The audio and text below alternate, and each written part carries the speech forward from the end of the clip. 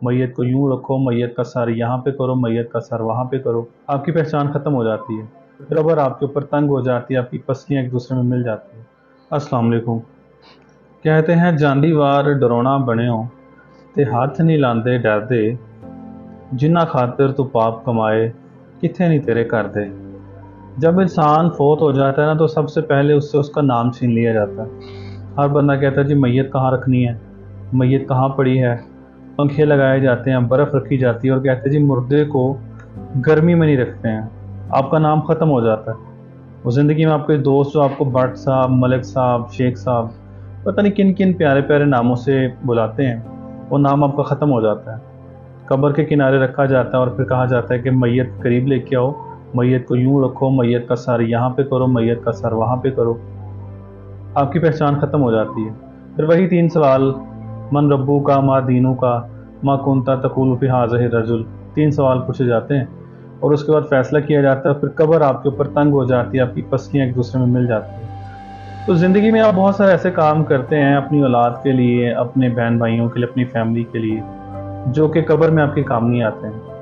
एक साहब थे, वो ऑफिस में बैठे हुए थे, तो शीशे का दरवाज़ा लगा हुआ था। सामने देखा तो एक अंगूर की रेहड़ी खड़ी थी। एक ठेला था जिस पे कोई अंगूर बेच रहा था। तो दिल किया कि अंगूर खाता हूँ, लेकिन ये भी दिल में ख्याल आया कि खाना तो खा चुका हूँ, तो अब अंगूर खाने का तो मज़ा नहीं आएगा। तो उन्होंने अपने मुलाजिम से कहा कि अंगूर ख़रीदो और घर दे के आओ और उनसे कहना कि अंगूर रखे, मैं शाम को घर आके खाऊँगा।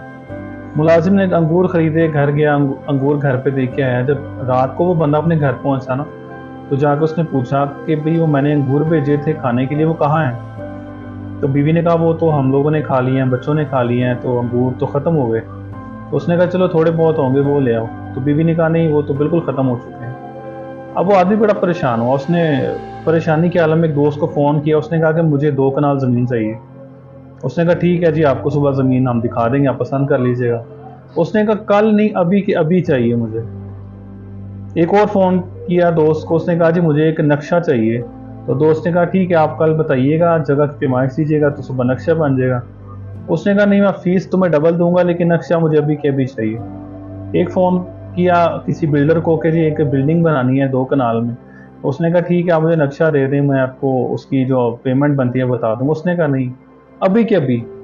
तो बीवी हैरान परेशान हो गई कि आपको हो क्या गया? क्या बिल्डिंग कौन-सी बनवा रहे हैं? आप कोई नई फैक्ट्री बनाने लगे हैं जहाँ पे आपको रातों रात काम करवाना है? तो उसने कहा नहीं, मैं फैक्ट्री नहीं, मैं फैक्ट्रियाँ तो बहुत बना चुका हूँ, मैं एक मस्जिद बनवा रहा हूँ। तो बीवी ने कहा मस्जिद बनवा रहे हैं, क्या हुआ क्या आपको? तो आदमी ने कहा कि देखें सारा दिन मैं कमाता हूँ, आप लोगों के लिए फैक्ट्रियाँ बनाई, जायदादें बनाई, लेकिन आप लोगों ने मेरी ज़िंदगी में मेरे पैसे से खरीदे हुए अंगूर तक का एक दाना मेरे लिए नहीं रखा हुआ। आप सारे अंगूर खुद खा गए, आपने मेरा ख्याल ही नहीं किया। तो मेरे मरने के बाद आप लोग कैसे मेरा ख्याल करोगे? मरने के बाद तो आप मुझे कभी एहसाले सवाब नहीं करोगे। ये मेरे बच्चे मेरी कब्र में कभी भी नहीं आएँगे।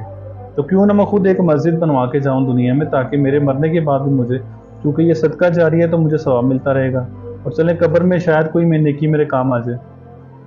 दुनिया में आप बड़े ऐसे काम करते हैं जिनका कोई फ़ायदा नहीं है, कोई हासिल-वसूल नहीं है, लेकिन सिर्फ़ आप इसलिए चोरी-चकारी करते हैं, झूठ बोलते हैं, लोगों के हक़ मारते हैं कि चले मेरे घर के जो हालात हैं ना वो थोड़े चलते रहेंगे।